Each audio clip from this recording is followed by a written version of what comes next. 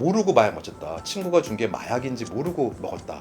최근 초등학교 앞에서 마약이 든 음료수를 나눠주고 그거를 마신 아이들의 부모들에게 마약 사실을 신고하겠다고 협박한 사건이 있었습니다. 과연 모르고 마약을 마신 경우에도 처벌을 받을까요?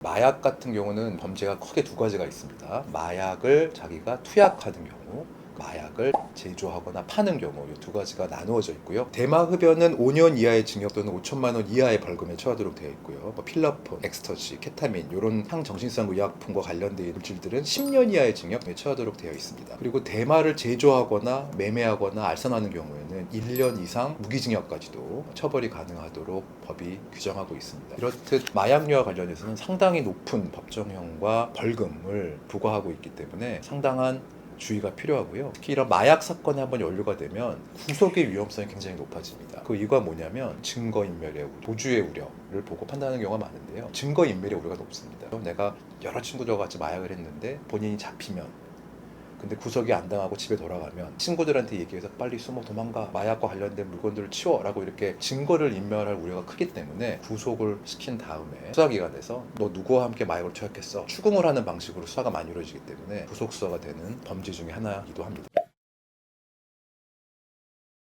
마약 사건 같은 경우는 제일 중요한 것 중에 하나가 초범인지 재범인지. 초범 같은 경우는 손처받을 가능성이 크고요. 재범 이상 간다 그러면 높은 형을 받을 가능성이 큽니다. 그렇다고 해서 초범이라고 다 손처받는 건 아닙니다. 마약을 투약한 경위, 양, 마약을 주변 사람한테 권했는지 여러 가지 정황을 고려해서 실형이나 벌금형이 아닌 집행유예 형을 선고받은 경우도 꽤 있고요. 제가 진행했던 사건 중에 하나는 본인이 노래방에서 아르바이트를 하는 사람이었는데 친한 선배가 놀러 왔어요. 그래서 같이 술을 마셨거든요. 근데 본인이 너무 많이 술에 취해가지고 정신이 약간 온전하지 못한 상황에서 형이 마약을 권한 거죠. 그래서 자기가 마약을 하게 됐습니다. 술김에 한 거죠. 그래서 수사를 받게 된 사안이었는데요. 이분은 재외 공포였기 때문에 만약에 이 마약 으로 처벌을 받게 되면 본인의 비자에 문제가 생겨가지고 본인의 한국에서의 생활 터전이 다 무너져 버릴 아주 절체절명의 위기였거든요. 근데 제가 검찰에 가서 검사님한테 이런 사정들을 잘 설명을 드렸죠. 그래서 지금 굉장히 어렵게 한국에서 자리 잡고 살고 있는데 한 번의 실수로 모든 게 무너지니 선처해달라라고 했더니만 검사님께서 이분이 그거를 형의 권유에 따라서 술에 취해 있는 상태에서 우발적으로 했기 때문에 기소를 유예하는,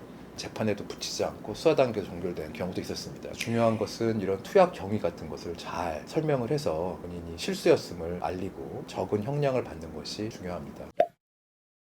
한국 마약법제의 특징은요, 2022년 범죄 백서에 따르면 거의 10대 청소년의 마약 범죄 수가 10배가 증가했다고 합니다. 그래서 10대, 20대 마약 범죄자가 늘어가고 있는 것이 마약 범죄의 특징이라고 할 수 있을 것 같고요. 그 이유는 우리나라는 많은 사람들이 또 청소년들이 SNS를 통해서 쉽게 마약에 접할 수 있는 기회가 열려요. 던지기 수법이라고 들어보셨나요? 온라인상에서 특정 장소에다 마약을 던져놓으면 그걸 이렇게 픽업하는 것, 이런 식으로 마약을 손쉽게 구하고 있는데요. 이런 것들이 굉장히 광범위하게 퍼져 있는 것이 마약 범죄의 특징이기 때문에 아마 수사기관에서는 SNS, 특성 사이트 이런 것들을 끊임없이 찾아내가지고 없애는 것이 참 중요할 것 같다는 생각을 좀 해봤고요. 미국 같은 경우는 위장수사라고 합니다. 우리나라는 위장수사가 일반화되어 있지는 않은데 본인이 마약을 사는 사람인 것처럼 경찰이 위장해가지고 실제로 마약을 사보고 파는 사람 잡고 이렇게 하는 수사 기법도 있는데요. 위장수사 기법들도 많이 사용해서 강력하게 마약 범죄에 대해서는 단속을 해야 될 것이다, 이런 생각을 합니다.